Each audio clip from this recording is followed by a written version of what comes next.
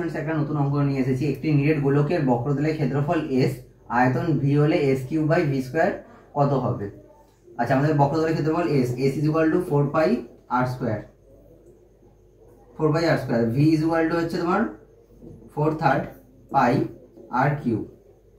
তাহলে s³/v² is equal to হবে 4πr² তার কিউব বাই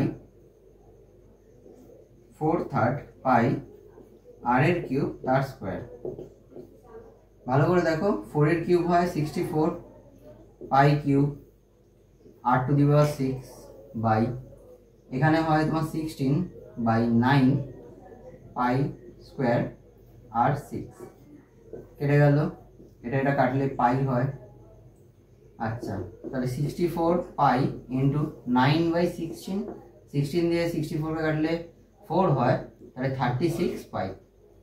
তাহলে আমাদের s³/v² এর অ্যান্সার কত হলো? 36 পাই। এরকম ভিডিও পেতে চ্যানেলটিকে লাইক করবেন আর সাবস্ক্রাইব করুন।